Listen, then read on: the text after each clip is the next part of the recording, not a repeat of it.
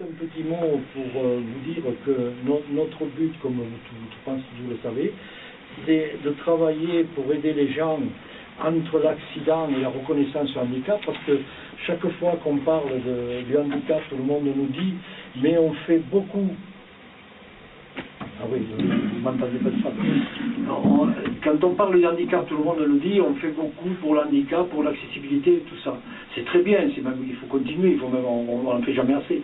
Mais le problème, c'est entre le moment où on a le problème de santé, c'est-à-dire le jour où on a l'accident, la maladie, tout ça, pour arriver à être reconnu handicapé.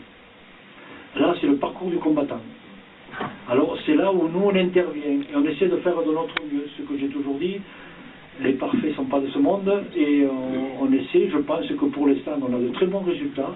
Depuis un an de temps d'exercice, je crois qu'on a quelques décès, vous savez, on a pas mal de gros dossiers. Je pense qu'on est au niveau du cabinet avocat, on doit être à une trentaine de dossiers, plus ce qu'a traité notre juriste, qui doit être pas loin d'une bonne centaine. Et je pense que sur un an, c'est pas mal comme boulot. Comme j'ai toujours dit, dans l'ensemble, si les conditions sont réunies sur l'intervention de la juriste ou des avocats, si tout est bien réuni, on a de bons résultats. On a eu plusieurs contacts avec les services sociaux du département. Eux, ils nous ont tous dit qu'ils faisaient un peu le même travail que nous, mais la seule différence, c'est que ça s'est arrêté au renseignement. Après le renseignement, il n'y avait pas de suivi. C'est-à-dire qu'une fois qu'ils avaient aiguillé les gens, ils n'étaient pas là pour... Ils ont dit qu'on était vraiment complémentaires. Mais le seul défaut que l'on a par rapport... On demande une petite participation, je pense qu'on n'exagère pas. On demande une petite participation parce que c'est toujours dans le même sens. Comme je l'explique, j'ai dit, si nous on n'a pas du tout d'argent, si vous ne nous aidez pas, on ne peut pas avoir de juriste. Et si on n'a pas de juriste, on ne peut pas donner de renseignements. C'est le cercle vicieux de l'offre et la demande. Et c'est pour ça qu'on demande une petite participation à tout le monde. On essaiera de rester toujours dans le raisonnable. Et tout l'argent que reçoit l'association, à la différence des gros trusts, qu'on m'a assez reproché, qu'on n'était pas reconnu au niveau national, et qu'on n'irait jamais bien loin. Et je leur ai dit, moi les gens, ce qui les intéresse, c'est d'avoir quelque chose pour vivre, après leur catastrophe, soit maladie ou accident. Comme je vois comment on est parti et l'évolution qu'on a eue en un an de temps, je crois qu'on est dans le bon sens, on donne un truc, on est à peu près tout ce qu'on a créé, on est là à présent. Je crois qu'on s'est donné, on a donné de notre personne et on est satisfait. Voilà, c'est satisfait sans être, comment dire, l'autre enchanté, je veux dire, on est content qu'on puisse aider des gens à les accompagner dans leurs droits. Voilà, je vais m'arrêter là parce qu'après que je démarre, je m'arrête plus. Bon, écoutez, merci de cet accueil. C'est pour l'UFH et pour le maire de l'UFH, une réunion tous les ans, mais fidèle au poste. Et en tous les cas, moi j'ai beaucoup de plaisir à venir à ces réunions annuelles auprès de cette association très vaillante, très dynamique, très courageuse. En tout cas, les résultats sont là pour le montrer. Vous avez de plus en plus de personnes qui font appel à vous. Vous disiez que c'était 12 par mois, à peu près, ouais. 12 par mois, en même temps, c'est de nouveau. Ouais. Ouais. Donc c'est considérable.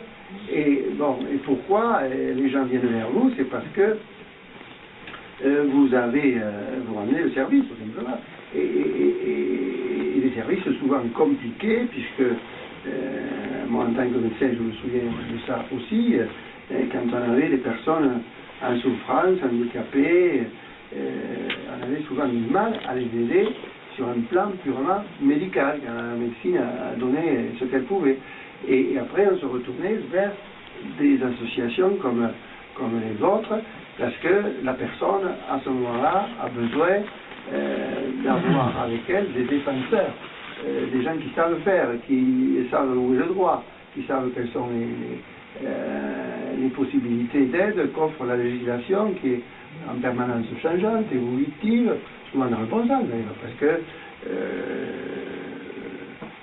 votre association est aussi un aiguillon pour les pouvoirs publics et de façon à améliorer périodiquement, autant peut le faire, la législation qui n'est pas parfaite et qui doit être améliorée chaque fois qu'on le peut, et c'est souvent sur les conseils de votre association que les choses progressent. Et donc, ce que vous faites est vraiment très utile, parce que aussi vous avez su vous entourer de conseils, d'avocats, de spécialistes du droit social, qui est très pointu en réalité, très compliqué, et de plus en plus, et donc ça s'improvise pas, il ne suffit pas d'avoir, comment dirais-je, la bonne volonté. Bonsoir à tous, monsieur le maire, monsieur le président, mes chers collègues, et vous tous.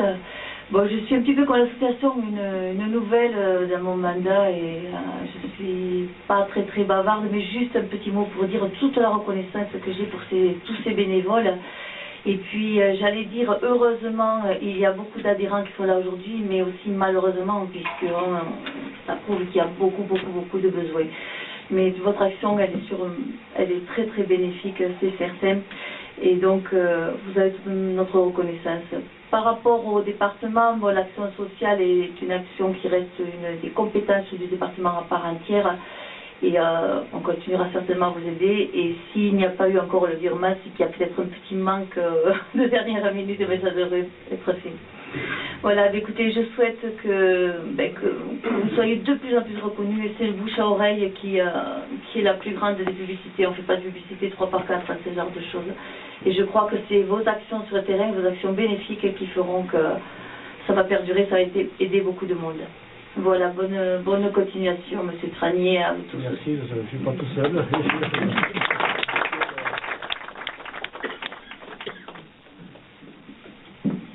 Bien, bonjour à toutes et à tous. Je viens de saluer un certain nombre, mais pas tout le monde. D'abord, merci, monsieur le président, de nous avoir invités, Stéphanie Bailleul et moi-même, en tant que conseiller départemental du canton de Villefranche-de-Rouergue. Je représente cet après-midi le binôme que je fais avec Stéphanie Bailleul.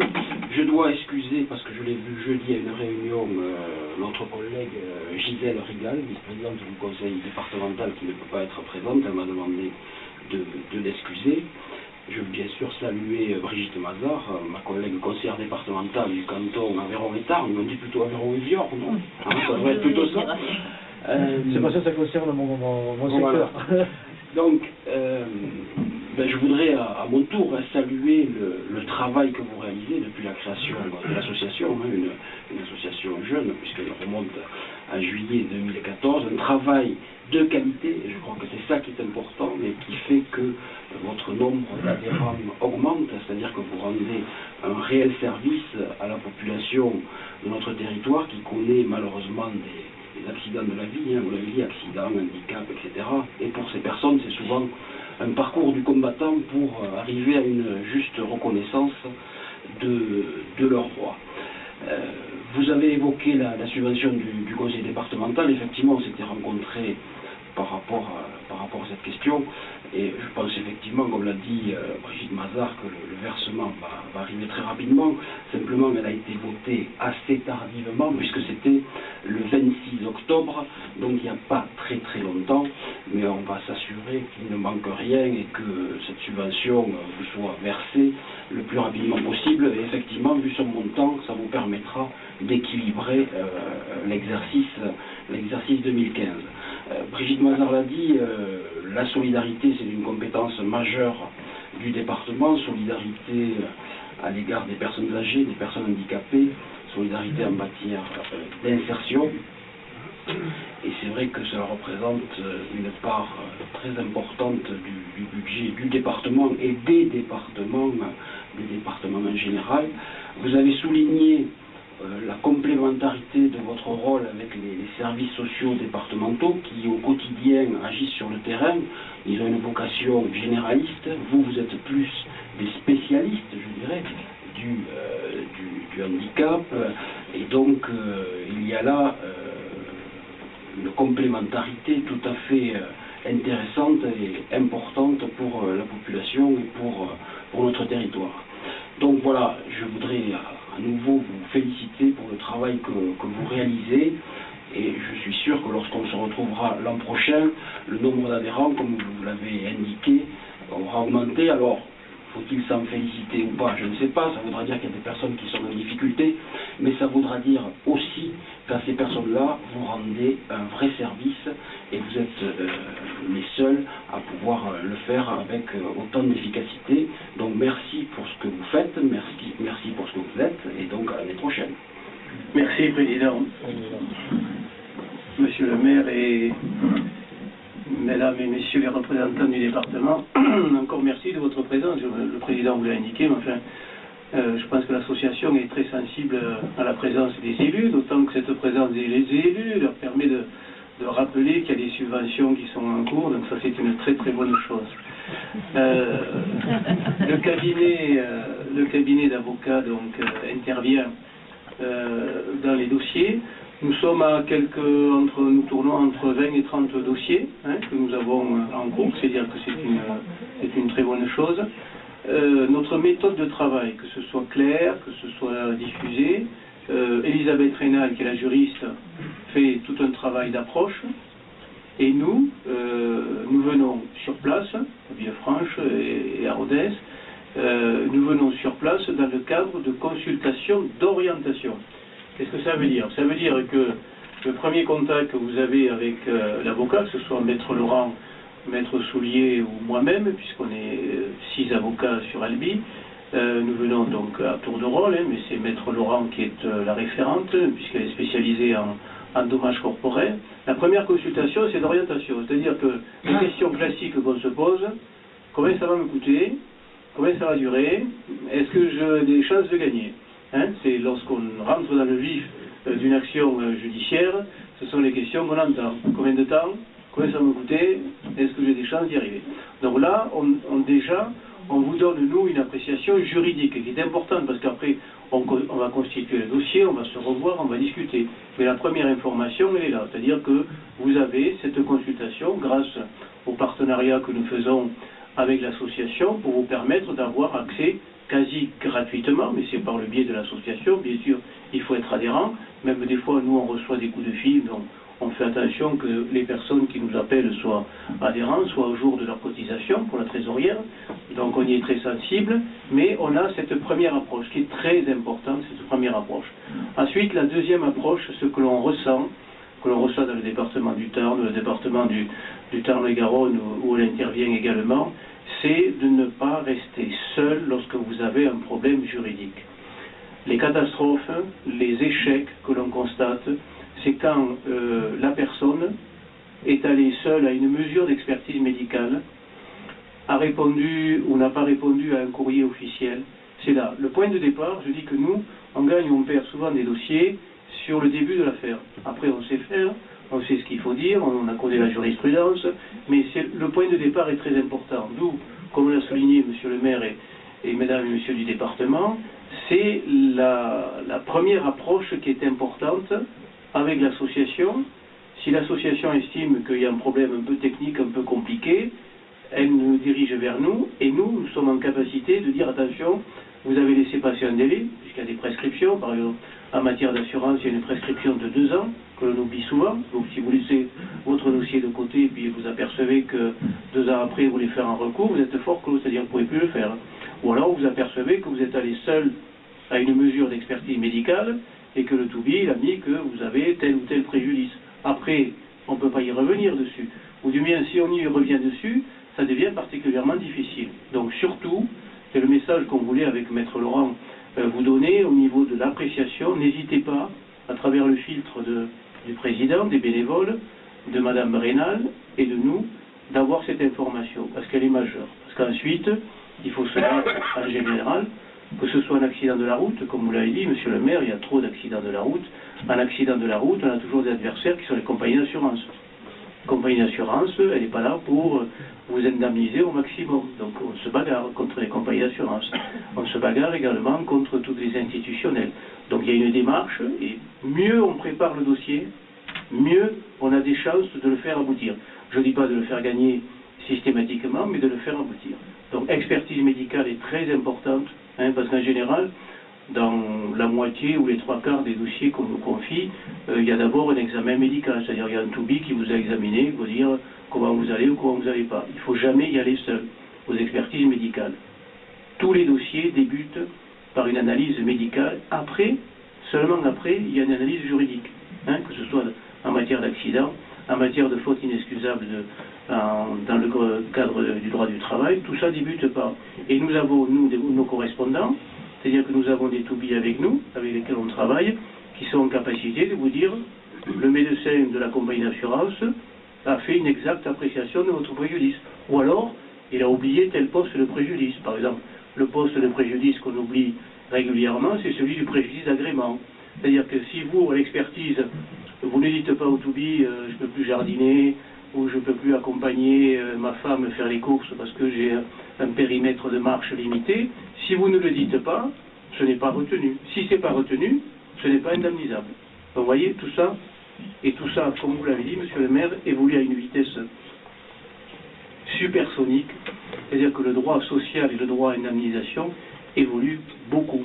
On est en train, en ce moment, de créer ce qu'on appelle un préjudice d'anxiété, qui n'existait pas il y a combien, Dominique, il y a un an, le préjudice d'anxiété, c'est-à-dire le préjudice de l'épouse ou de l'époux qui voit son mari ou son épouse handicapé ou qui est atteint d'un cancer ou qui a de l'amiante ou de la bestose, enfin tous les malheurs qu'on peut avoir, on arrive à faire en sorte qu'il y ait un préjudice d'anxiété, c'est-à-dire que le couple n'arrive plus à vivre normalement si un des deux est gravement accidenté, soit physiquement, soit intellectuellement, soit psychiquement. Donc ça, toujours pareil, il faut le construire. Je ne veux pas te dire on ne vit pas pareil, ça ne marche pas. En matière d'indemnisation, il faut ce qu'on appelle un lien de causalité. C'est-à-dire vous avez un accident, vous avez un malheur de la vie, il faut trouver une relation pour que ce soit indemnisable. Hein. Donc l'exemple du préjudice d'anxiété, on est en train de beaucoup y travailler avec Maître Laurent pour dire, attention, s'il m'arrive un accident majeur, c'est pas simplement moi, en tant que personne, c'est également, ça a de l'influence sur toute ma petite famille. C'est ce qu'on essaie de faire. Voilà, les avancées qu'on essaie de faire aboutir, et ça on ne peut le faire qu'à travers le côté associatif, c'est-à-dire que on puisse avoir des adhérents, et leur faire comprendre, les assimiler, et ensuite, petit à petit, avoir un peu de jurisprudence, hein, n'avoir que faire prononcer les tribunaux pour justement faire évoluer. Ça me paraît très intéressant. Donc on a 112 adhésions à 50 €, ce qui fait 5 600 €. On a eu 10 adhésions à 90 €, ce qui fait 900 €. On a quand même eu des subventions. On a eu 800 € de subventions, des dons autres 195,68 €, des intérêts sur notre petit livret de 72,55 € et notre KIN qui a rapporté 2217 €. 6120 km, on les a mis dans ce bilan de ce côté-là, puisqu'on a dit tout à l'heure que c'était du bénévolat, hein, d'accord. Et les dons de bénévoles qui se sont ajoutés aussi, 3350 €, je répète, donc pour un total de recettes de 13 135,23 €. Bon, je vous remercie tous pour vos interventions, vous êtes revenus. Et maintenant, ce qu'on peut faire, ce qui doit être le plus intéressant, nous avons une petite foisse à côté, avec soit un peu de cidre, soit un peu de vin blanc, ou ceux qui préfèreront du jus de fruits,